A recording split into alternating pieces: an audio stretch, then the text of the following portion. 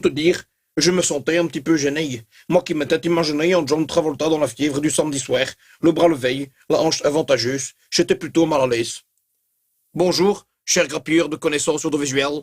Aujourd'hui, nous allons parler de restitution de l'espace. Une fois.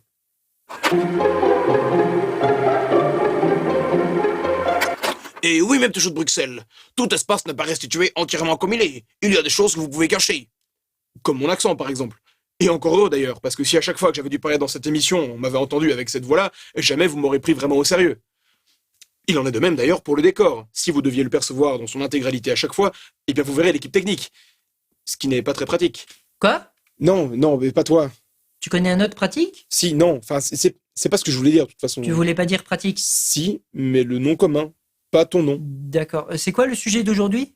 La restitution de l'espace, pratique. C'est quoi l'espace pratique? Non, pratique ton nom, c'est toi, pas le nom commun. T'es pas clair. Utilise mon prénom. D'accord. Patrick.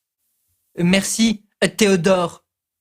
Je disais donc, dans un film, vous ne percevez pas l'espace tel qu'il était réellement lors du tournage. Ouais, mais c'est comme ce qu'on avait dit à l'épisode du cadrage, en fait. Parce que, par exemple, vous vous souvenez qu'en fait, je suis pas debout, je suis assis. Et ça se voit pas à cause du hors-champ. Parce qu'en fait, vous vous êtes fait une idée des décors, même dans la partie que vous avez pas vue. D'ailleurs, vous avez peut-être même essayé d'imaginer ce qu'il y a entre nos décors. Ah, mais ça, je peux leur dire, moi. Alors, regardez par là, on a un joli couloir en livre qui mène directement sur la salle à manger. Par ici, en vis-à-vis, on a un petit escalier qui mène sur ma collection de canapés en livre toujours. Et par là, logiquement, eh bien, on a le laboratoire du docteur Pratique. Regardez. Coucou! Ouais.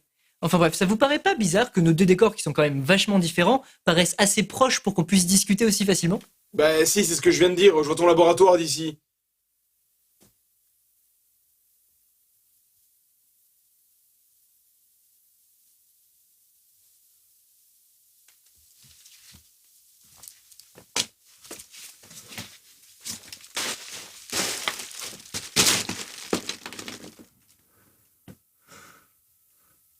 Patrick?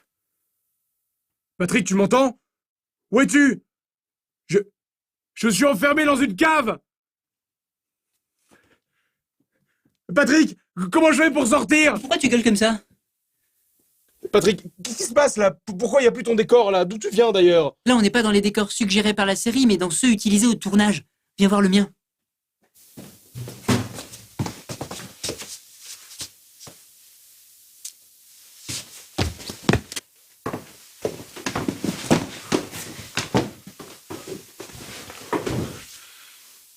C'est pas du tout logique ce qui vient de se passer. Je suis désolé, mais ma salle, elle est pas juste là. Bah si, mais je sais que d'habitude on se parle comme ça facilement, mais c'est un effet de montage en fait. C'est normal qu'on soit pas à côté comme ça. Tiens, regarde, là d'ailleurs, on vient de repasser en configuration normale, on est dans le décor comme d'habitude.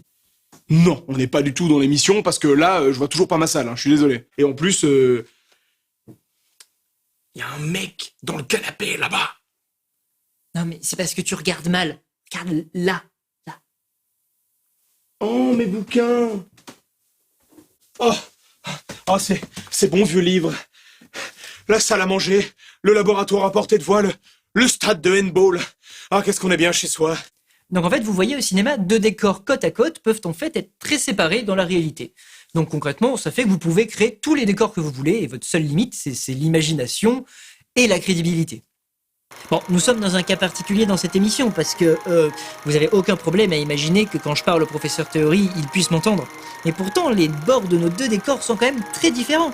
Il y a très peu de chances que vous arriviez à imaginer une jointure logique entre ceux-ci.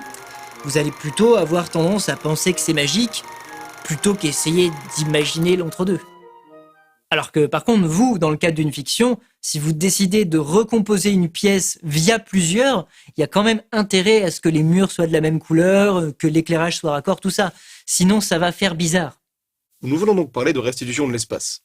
Ce genre de jeu entre champ et hors-champ est très souvent utilisé au cinéma, notamment d'ailleurs dans les films à tendance parodique. Nous pourrons d'ailleurs observer dans Y a-t-il un flic pour sauver le président une fusillade où les opposants paraissent très farouches en champ et contre champ. Et une fois passés en plan large, nous nous rendons compte qu'en fait les opposants ne sont qu'à quelques centimètres d'écart et que donc ils tirent dans le vide.